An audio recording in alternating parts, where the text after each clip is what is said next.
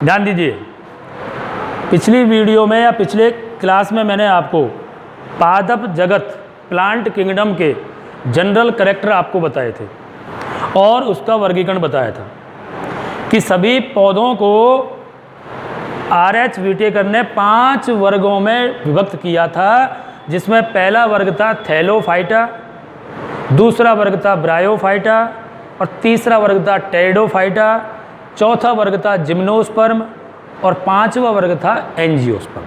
ठीक है, आज के इस क्लास में मैं आपको 11th क्लास का जो टॉपिक चल रहा है उसमें आपको पादप किंगडम, पादप जगत का पहला वर्ग थैलोफाइटा के विषय में मैं आपको बताने जा रहा हूँ।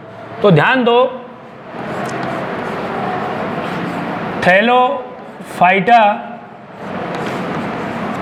थैलोफाइटा जो क्लास है, वर्ग है, इसके अंतर्गत R.H. व्हिटेकर ने ऐसे जीवों को रखा जो यूकैरियोटिक हो, कोशिका भित्ति युक्त हो, क्लोरोफिल युक्त हो, प्रकाश संश्लेषी हो और सरल जलीय जीव।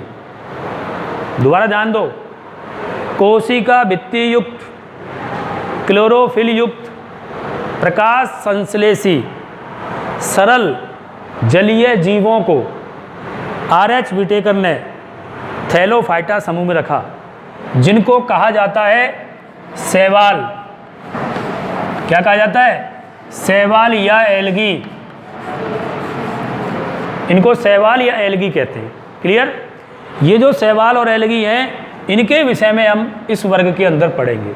वैसे R.H. व्हिटेकर की बात नहीं करें तो थैलोफाइटा के अंदर शैवालों के साथ साथ फंजाई को भी रखा जाता है, क्योंकि फंजाई, शैवाल, जीवाणु जो बैक्टीरिया है, मोनेरा जगत, प्रोटिस्टा जगत, फंजाई जगत और शैवाल, ये सभी की सभी थैलोफाइटा हैं, क्योंकि इनका शरीर एक पिंड के समान होता है, विभेदित नहीं होता है।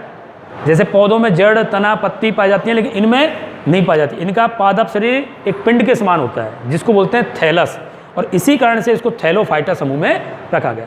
लेकिन R.H. व्हिटेकर के अकॉर्डिंग हम पढ़ रहे हैं तो R.H. व्हिटेकर ने तो थैलोफाइटा में केवल और केवल शैवालों को रखा, क्योंकि फंजाई को अलग किंगडम में रख दिया, मोनेरा किंगडम अलग बना दिया, प्रोटिस्टा किंगडम अलग बना दिया था।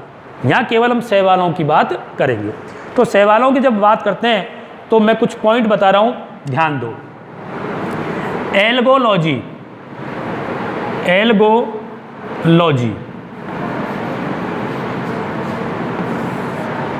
एल्गोलॉजी इसका मतलब है विज्ञान की वह शाखा जिसके अंदर शैवालों का अध्ययन किया जाता है।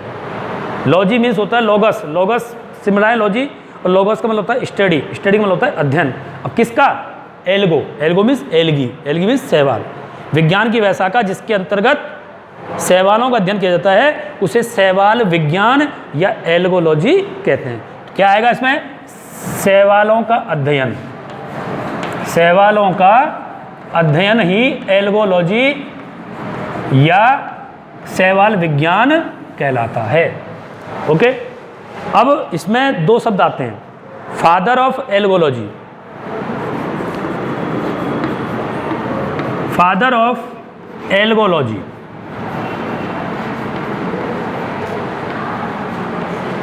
कौन है? पूरे वर्ल्ड की बात हो रही है। शैवाल विज्ञान का जनक वो है मिस्टर F.E. फ्रिस्ट, F.E. फ्रिस्ट। ध्यान दो, फ्रिस्ट कैसे याद होगा? फिश, फिश से बन रहा है फ्रिस्ट। फिश पाया जाता है, फिश मतलब मछली कहाँ पाई जाती है? जल में पाई जाती है। और ये शैवाल कहाँ पाए जाते हैं? जल में पाए जाते हैं। तो जलीय पादपों का मोस्टली, जिनको शैवाल कहते हैं, जिनको मछली वर्ग भी कहते हैं, पादप जगत का मछली वर्ग कहा जाता है, शैवाल को थैलोफाइटा कहा जाता है ना, क्योंकि ये पानी में पाए जाते हैं। और इसको अध्ययन करने वाला प्रमुख वैज्ञानिक था, उसका नाम भी फिश से मिलता जुलता है, फ्रिस्ट। याद हो गया? फादर ऑफ एल्गोलॉजी, शैवाल विज्ञान का जनक F.E. फ्रिस्ट को कहा जाता है।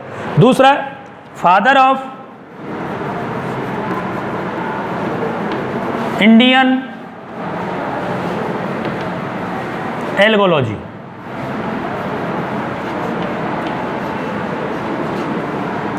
भारतीय शैवाल विज्ञान का जनक, भारतीय शैवाल विज्ञान का जनक किसको कहा जाता है? Mister M.O.P.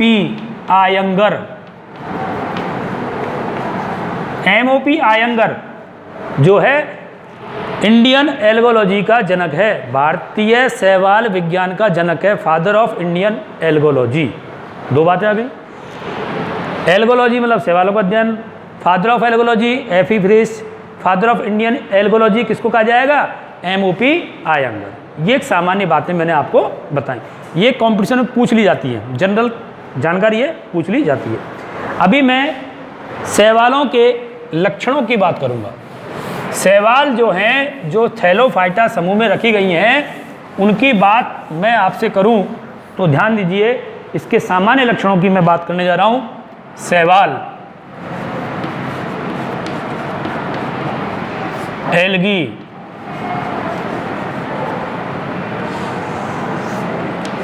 जनरल कैरेक्टर की बात करने जा रहा हूं। सबसे पहले मैं आप बताऊं, शैवाल की जो कोशिकाएं होती है, प्रत्येक कोशिका गुणिता के आधार पर कैसी होती है? अगुणित या द्विगुणित? अगुणित। पिछली वीडियो में बताया था, पिछली क्लास में बताया था कैसी होती है? अगुणित। ये अगुणित हैं। और जो पौधे का ऐसा शरीर जिसके शरीर की प्रत्येक कोशिका अगुणित होती है, उसे वो कौन सी पीढ़ी को व्यक्त करता है?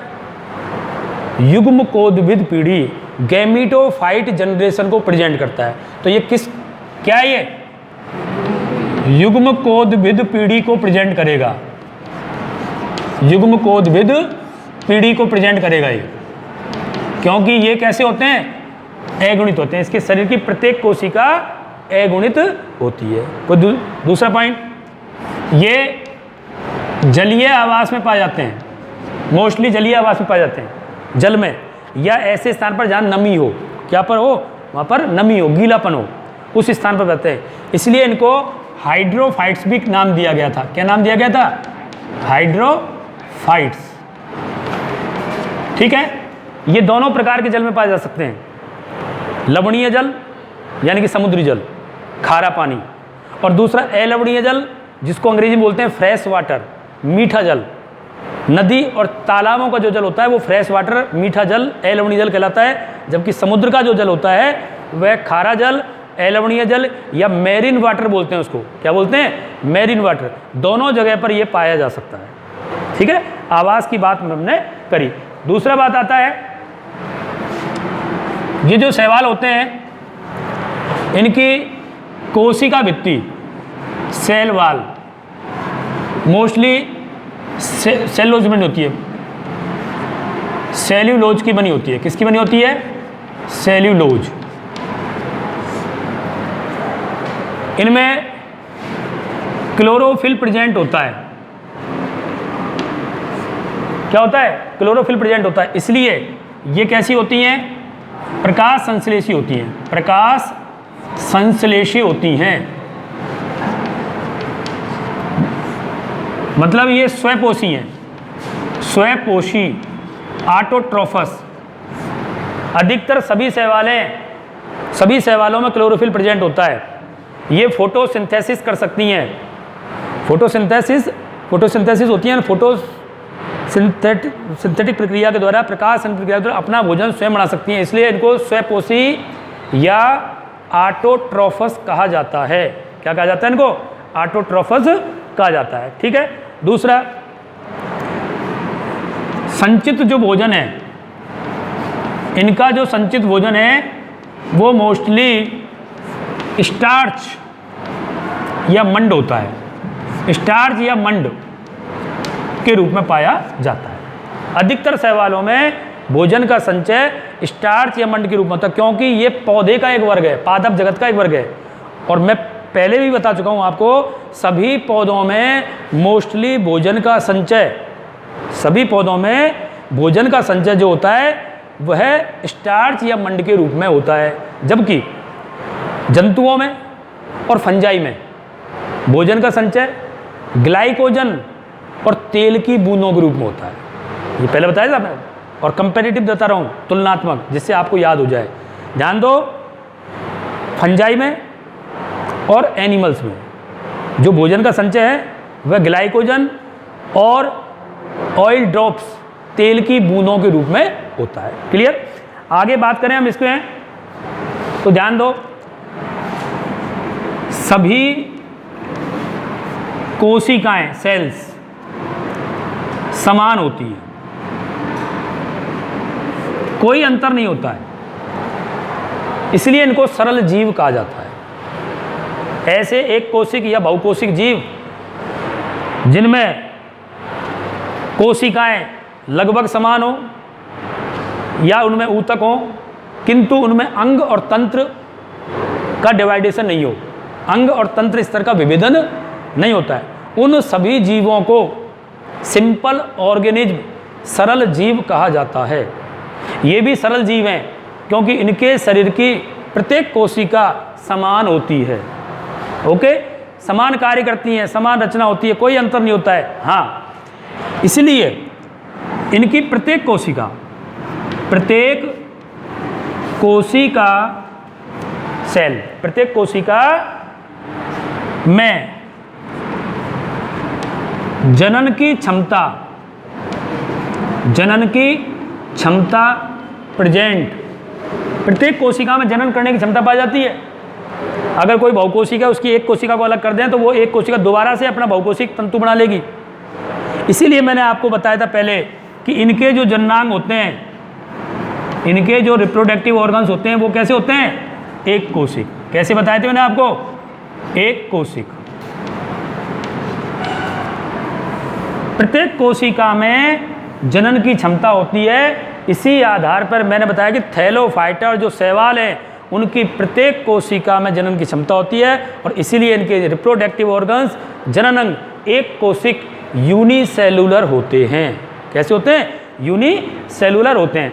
दूसरा है इनमें, हाँ एक चीज़ बताना भूल गया, जो संचित भोजन है स्टार्च मंड के रूप में होता है, वो किस में इकट्ठा होता है? पायरिनोइड्स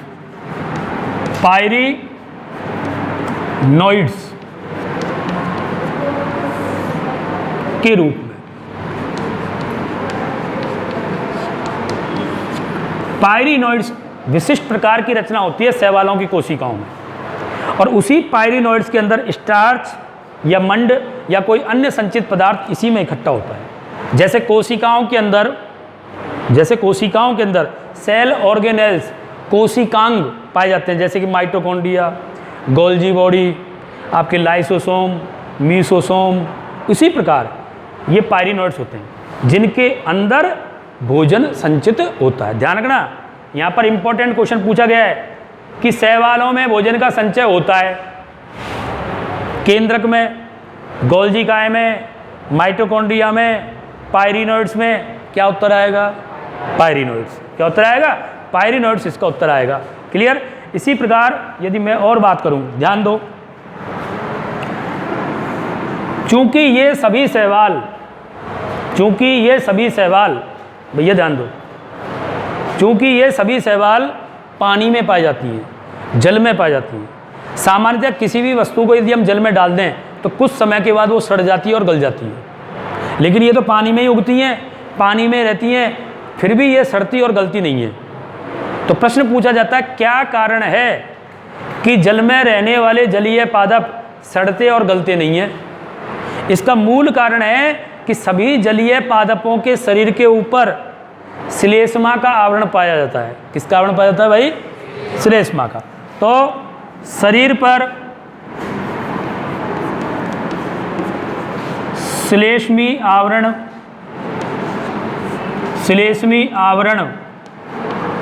प्रेजेंट होता है। ठीक है, श्लेष्मी आवरण इसके ऊपर पाया जाता है। अब बात करें हम इसके अंदर दूसरी बातें, तो ध्यान दो, इसके अंदर तीनों प्रकार का जनन होता है। तीनों प्रकार का जनन प्रेजेंट, तीनों प्रकार का जनन प्रेजेंट होता है इसके अंदर। मतलब शैवालों में रिप्रोडक्शन, कायिक जनन, अलैंगिक जनन एसेक्सुअल रिप्रोडक्शन और लैंगिक जनन सेक्सुअल रिप्रोडक्शन, तीनों प्रकार के जनन इन शैवालों में पाए जाते हैं। ठीक है। कायिक जनन जो होता है वो बहुकोशिक तंतु रूपी शैवालों में पाया जाता है। बहुकोशिक जो होते हैं ना तंतु रूपी शैवाल, उनमें पाया जाता है। जैसे फीते जैसी लंबी लंबी होती हैं, अब वो पानी के साथ तैर रही हैं, किसी पत्थर से टकराई, किसी लकड़ी से टकराई और उसके टुकड़े हो गए। प्रत्येक टुकड़ा दोबारा से विकसित होकर एक नया शैवाल बना लेता है। इस प्रकार तंतु रूपी विशाल शैवालों में उनके खंड हो जाने पर, उसके खंडन होने जाने पर कायिक जनन होता है। जबकि अलैंगिक जनन के लिए इनमें एक कोशिक अगुणित रचनाएं बनती हैं जिनको हम स्पोर या बीजाणु कहते हैं। अब ये अचल बीजाणु हो सकते हैं, नॉन मोटाइल स्पोर, अचल बीजाणु जो गति नहीं करते, पानी के साथ बहते रहते हैं।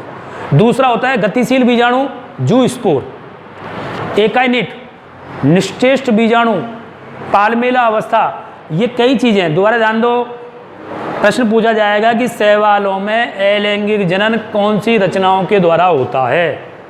उसका उत्तर देंगे आप कि शैवालों में अलैंगिक जनन मुख्यतः अचल बीजाणु, चल बीजाणु, निश्चेष्ट बीजाणु, एकाइनिट, पालमेला जैसी रचनाओं के द्वारा इसमें अलैंगिक जनन होता है। ये सारी यूनिसेलुलर होती है, एक कोशिक रचनाएं होती हैं। ओके। जबकि लैंगिक जनन जो होता है तो ध्यान दो, इसमें जो लैंगिक जनन है तीन प्रकार का लैंगिक जनन, तीन प्रकार का लैंगिक जनन इनमें पाया जाता है। कौन कौन सा होता है? प्रेजेंट नंबर 1, पहला समयुग्मकी, समयुग्मकी। दूसरा है असमयुग्मकी, असमयुग्मकी। और तीसरा है विषम युग्मकी, विषम युग्मकी। तीन प्रकार का लैंगिक जनन। लैंगिक जनन भी तीन प्रकार का होता है। समयुग्मकी आइसोगेमी, असमयुग्मकी एनिसोगेमी, एनिसोगेमी। और विषम युग्मकी को कहा जाता है हेटेरोगेमी। इनका मतलब क्या है? इसका मतलब क्या है? तो देखो, हम बात कर रहे हैं लैंगिक जनन की, सेक्सुअल रिप्रोडक्शन की। इसमें दो प्रकार के युग्मक होते हैं, मेल गैमिट और फीमेल गैमिट, नर युग्मक और मादा युग्मक। वो आपस में मिलते हैं, निषेचन कहते हैं उस क्रिया को, कहते हैं कि नहीं कहते? अब ध्यान दो, यदि निषेचन करने वाले दोनों युग्मक, नर युग्मक और मादा युग्मक, आकार, आकृति और व्यवहार तीनों में ही समान हो, तीनों में ही क्या हो? समान हो। जब निषेचन करने वाले दोनों युग्मक आकार, आकृति और व्यवहार में समान होते हैं तो उसे कहा जाता है समयुग्मकी। क्या कहा जाता है?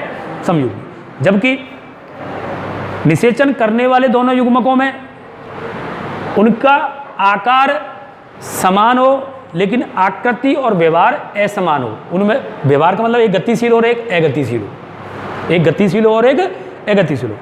आकृति अलग अलग हो, आकार समान हो, तो उस प्रकार के जनन को कहा जाता है असमयुग्मकी। जबकि विषम युग्मकी जनन का मतलब जब निषेचन करने वाले दोनों युग्मक आकार, आकृति और व्यवहार तीनों में ही असमान हो, तीनों में ही असमान हो, तो उसे कहा जाता है विषम युग्मकी प्रकार का जनन, हेटेरोगेमी प्रकार का सेक्सुअल रिप्रोडक्शन। समझ में आ गया? ध्यान दो, मैं आपको डायग्राम के माध्यम से समझाऊं। समयुग्मकी, मान लीजिए ये एक नर युग्मक है और इसके साथ निषेचन करने वाला दूसरा युग्मक भी सेम इसी की प्रकार है। ये भी गतिशील, ये भी गतिशील, दोनों की आकृति और दोनों का आकार समान है, तो इनका निषेचन जो है समयुग्मकी प्रकार का होगा। जबकि यहाँ पर ध्यान दो, एक गतिशील है, एक अगतिशील है, एक गतिशील है और एक अगतिशील है। आकार समान है, आकृति अलग है, आकार समान है, आकृति अलग है, व्यवहार अलग है, तो ये कहलाएगा असमयुग्मकी। लेकिन मान लीजिए ये एक युग्मक है और ये दूसरा युग्मक है, तो आकार भी डिफरेंस, आकृति भी डिफरेंस, एक पूंछ वाला है और एक बिना पूंछ वाला है, एक गतिशील है और एक अगतिशील है, तो आकार, आकृति और व्यवहार तीनों डिफरेंस है, तो इनका मिलन जो है वह विषम युग्म की कहलाएगा। क्या कहलाएगा? विषम युग्म। तो शैवालों में तीनों प्रकार के जनन होते हैं, कायिक जनन, अलैंगिक जनन, लैंगिक जनन। लैंगिक जनन के भी 3 प्रकार होते हैं, समयुग्म की, विषम युग्म की और असमयुग्म की। 3 प्रकार के जनन इनमें पाए जाते हैं। तो ये बातें मैंने आपको बताई। तो ध्यान दीजिए,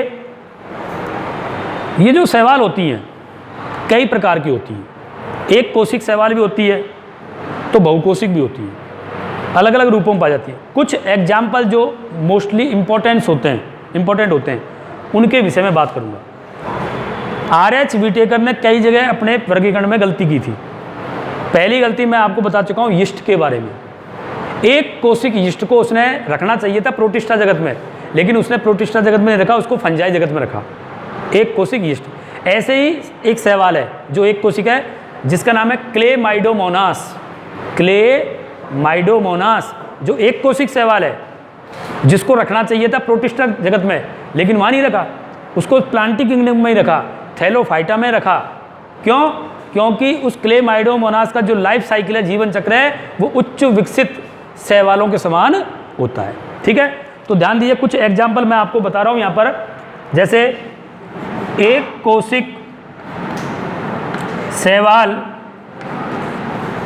यूनिसेलुलर जो शैवाल है, वो आपके यहाँ पर उदाहरण है क्लेमाइडोमोनास। क्लेमाइडोमोनास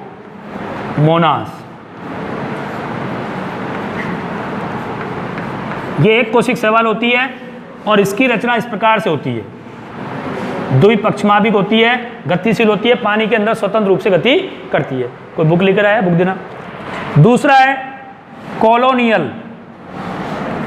कॉलोनियल नीचे रख दो। कॉलोनियल शैवाल, ये शैवाल होती तो एक कोशिक है।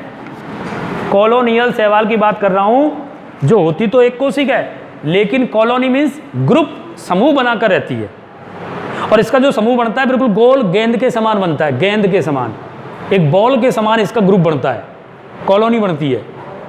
और एक बॉल जो होती है वो लुढ़कती है, इस प्रकार ये भी पानी में लुढ़कता है, इसलिए इसको रोलिंग एल्गी या लुढ़कने वाली शैवाल भी कहते हैं।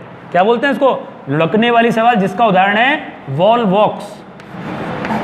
वॉलवॉक्स एक लुढ़कने वाली शैवाल है जो कॉलोनी के रूप में पाई जाती है। होती तो एक कोशिक है, लेकिन ये जो है एक कॉलोनी के रूप में पाई जाती है।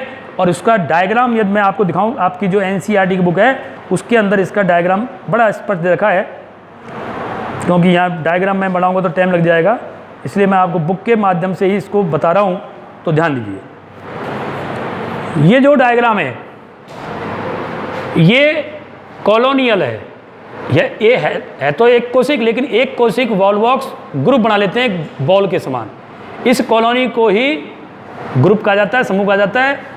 और ये वॉलवॉक्स का समूह है, ये वाला दिख रहा है आपको? ये वाला जो समूह है ये वॉलवॉक्स है, पूरा ग्रुप है, छोटी छोटी होती हैं, है एक कोशिक लेकिन समूह के रूप में आ जाती है, इसलिए इसका नाम है कॉलोनियल शैवाल। किसको कहा जाता है?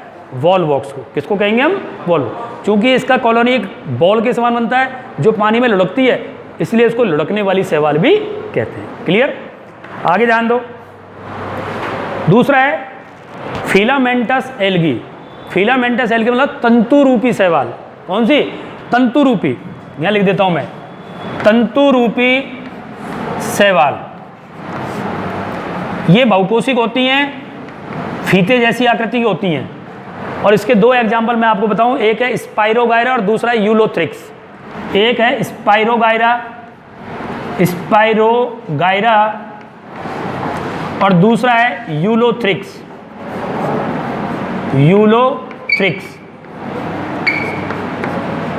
ठीक है। स्पाइरोगायरा जो शैवाल है वो फीते के समान होती है इस प्रकार से। इसकी सारी कोशिकाएं सेम होती हैं, आयताकार। इसका जो क्लोरोप्लास्ट होता है वो स्पाइरेकल होता है, इस प्रकार से बिल्कुल फीते के समान होता है स्पाइरोगायरा। जबकि यूलोथ्रिक्स की बात करें हम तो वो भी तंतुरूपी इस प्रकार से होता है, लेकिन इसमें एक नीचे की कोशिका विशेष प्रकार की रचना बनाती है जिसे होल्ड फास्ट कहते हैं। होल्ड फास्ट या स्थापनांग। इसी होल्ड फास्ट की सहायता से ये यूलोथ्रिक्स पानी के अंदर चट्टान पर या किसी मजबूत आधार पर चिपकती है। शैवाल का वह भाग जिसकी सहायता से शैवाल किसी वस्तु से चिपकती है उसे होल्ड फास्ट या स्थापनांक कहा जाता है। ये भी बहुकोशिका और सारी कोशिकाएं एक जैसी होती हैं। ये यूलोथ्रिक्स होता है इस प्रकार से। तंतुरूपी है, फिलामेंटस बोलते हैं इनको। क्या बोलते हैं इनको? फिलामेंट। इसी प्रकार कुछ शैवाल विशालकाय होती हैं, बहुत बड़ी होती हैं, जिनका शरीर जो होता है, जिनके जो तंतु हैं वो कई किलोमीटर तक फैले रहते हैं।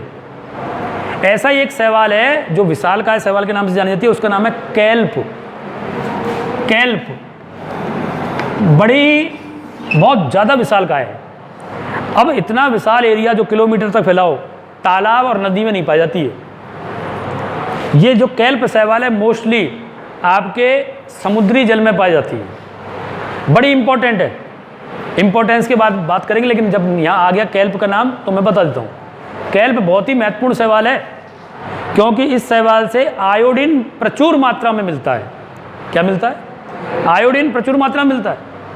और उस आयोडीन का आप जानते हैं, हम अपने यूज आता है वो नमक के साथ, देखा होगा नमक की थैली पर आयोडाइड साल्ट, आयोडीन युक्त नमक देखा रहता है ना। नमक का सूत्र होता है NaCl, सोडियम क्लोराइड, लेकिन उसमें आयोडीन को इंक्लूड किया जाता है। अगर हमारे शरीर में आयोडीन की कमी हो जाती है तो एक रोग हो जाता है गले से संबंधित, उसका नाम है गलघोटू, घेंगा या ग्वाइटर, जो आयोडीन की कमी से होता है, जो हमारी थायराइड ग्रंथि को प्रभावित करता है। समझ में आ रही बात? तो इस प्रकार से ये कैल्प बहुत विशालकाय शैवाल होती है। यहाँ तक की बात हो गई। अभी मैं आगे बात करूं तो ध्यान दीजिए, आगे मैं इसमें बात करूंगा आपको। तो RH व्हिटेकर ने सभी प्रकार की शैवालों को 3 प्रकारों में वर्गीकृत किया। लेकिन उससे पहले एक प्रश्न उठता है कि भाई RH व्हिटेकर ने शैवालों को किस आधार पर वर्गीकृत किया। ये एक छोटा प्रश्न आता है जो आपके बोर्ड क्लासेस में पूछा जाता है, जो डिस्क्रिप्टिव पेपर होता है, लिखने का पेपर, उसमें पूछा जाता है। और ये टॉपिक बड़ा ही इंपॉर्टेंट है क्योंकि यहाँ से नीट के अंदर भी क्वेश्चन पूछे जाते हैं। ओके, तो मैं आपसे बातें कर रहा हूँ किस किस आधार पर RH व्हिटेकर ने शैवालों को वर्गीकृत किया। तो ध्यान दीजिए, सबसे पहले हम उन की बात करते हैं। तो ध्यान दो, शैवालों का वर्गीकरण हम पढ़ने जा रहे हैं, ठीक है। तो शैवालों को RH व्हिटेकर ने 3 भागों में वर्गीकृत किया, 3 वर्गों में वर्गीकृत किया। पहला है आपके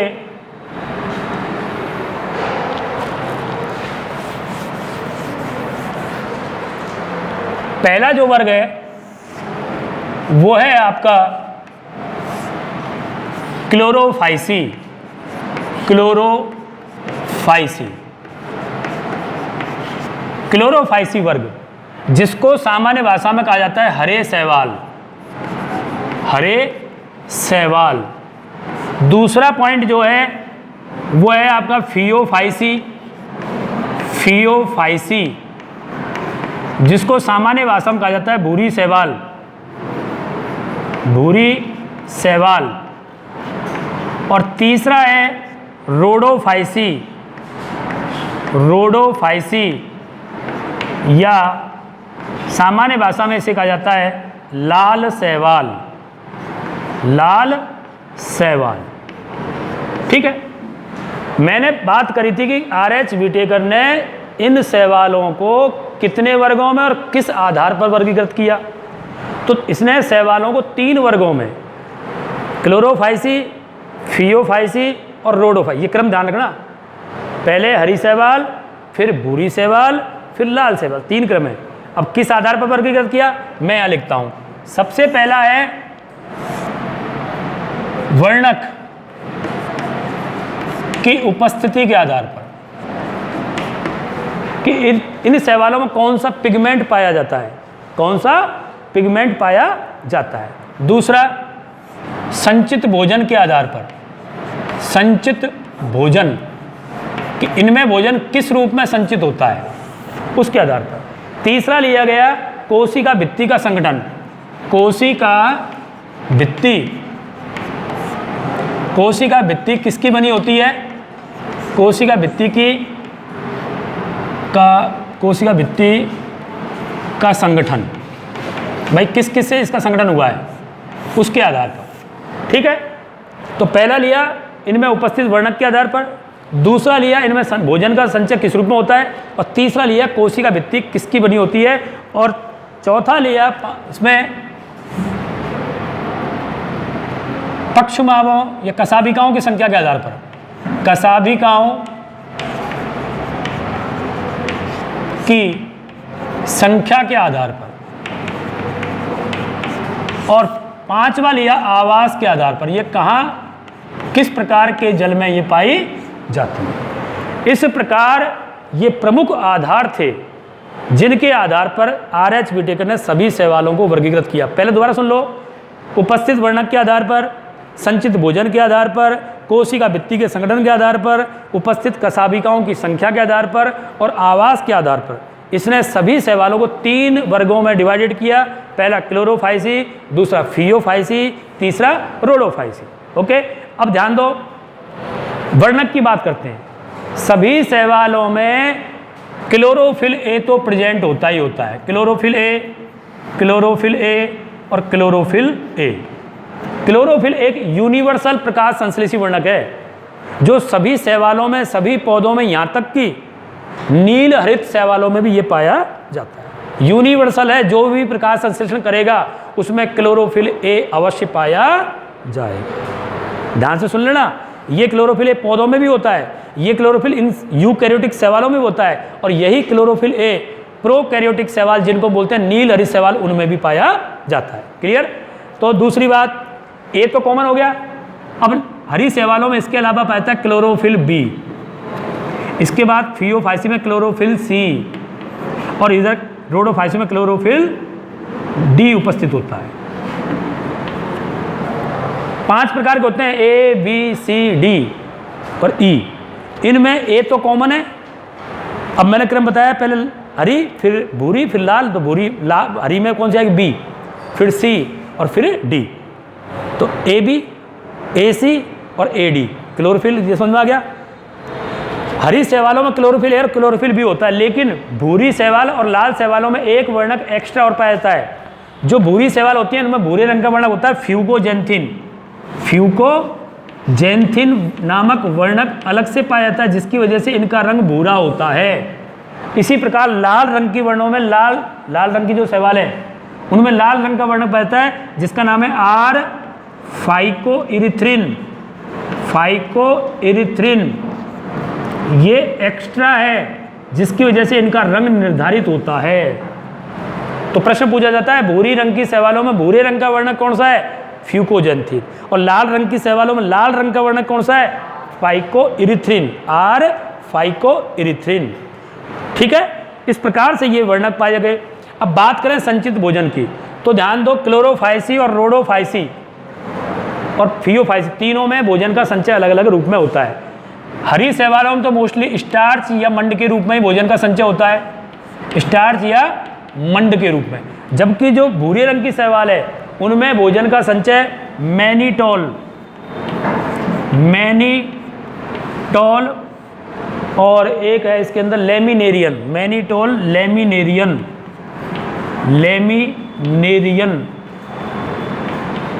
के रूप में, कणिकाओं के रूप, मैनीटोल और लेमिनेरियन कणिकाओं के रूप में भूरी शैवाल के अंदर भोजन का संचय होता है। जबकि लाल रंग की जो शैवाल होती है उनमें भोजन का संचय फ्लोरिडियन स्टार्च के रूप में भोजन का संचय होता है। यहाँ इंपॉर्टेंट है बेटा, हरी शैवालों में तो स्टार्च, हरे पौधों के समान पौधों में भी स्टार्च होता है, ठीक, लेकिन भूरी शैवाल में ये मैनीटोल लेमिनेरियन के रूप में और लाल शैवालों में फ्लोरिडियन स्टार्च के रूप में भोजन का संचय होता है। क्लियर? बात करें हम कोशिका भित्ति, हरी शैवालों की कोशिका भित्ति सेल्यूलोज की बनी होती है। सेल्यूलोज और पैक्टिन होता है इनमें, इधर भी सेल्यूलोज होता है, ये तो कॉमन बात है। लेकिन जो भूरी शैवाल है उसमें सेल्यूलोज के साथ साथ एल्जिन नामक पदार्थ पाया जाता है। सेल्यूलोज और एल्जिन प्लस एल्जिन से मिलकर बनी होती है। तो ये डिफरेंट हो गया भूरी शैवाल। लाल शैवाल और हरी शैवाल में तो सेल्यूलोज की कोशिका भित्ति होती है, साथ में पाया जाता है पेक्टिन। पेक्टिन तो इसमें भी होगा भूरी शैवाल में, लेकिन इसमें एक एक्स्ट्रा चीज़ है एल्जिन। क्या है? एल्जिन। तो इंपॉर्टेंट है, ध्यान रखना। फिर बात करते हैं कसाबिकाओं की संख्या। तो हरे रंग की शैवालों में कसाबिकाओं की संख्या 2 से 8 तक होती है, पहली बार। दूसरा, ये एक ही सिरे पर पाई जाती हैं, इस प्रकार से उपस्थित हो सकती है। लेकिन जो भूरे रंग की शैवाल है फियोफाइसी, उनमें शैवालों की संख्या केवल 2 होती है, केवल 2, और वो भी एक लंबवत और एक पार्श्वी है। इस प्रकार से होती है, एक लंबवत होती है और एक पार्श्व में होती है। केवल 2 ही कसाबिकाएं पाई जाती हैं भूरे रंग की शैवालों में, और लाल रंग की शैवालों में ये एब्सेंट होती हैं, कसाबिकाएं होती ही नहीं है। तो कसाबिकाएं केवल भूरी और हरी शैवालों में पाई जाती है। हरी शैवालों में इनकी संख्या 2 से लेकर 8 तक हो सकती है, लेकिन भूरी शैवालों में इनकी संख्या केवल 2 ही, और वो भी एक लंबवत है और एक पार्श्वी है, और लंबाई में भी असमान होती है। क्लियर?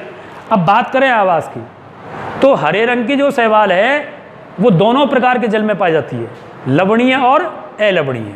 ये मोस्टली लवणीय और अलवणीय दोनों प्रकार के जलों में पाई जाती है, जबकि ये दोनों की दोनों अलवणीय जल में पाई जाती हैं।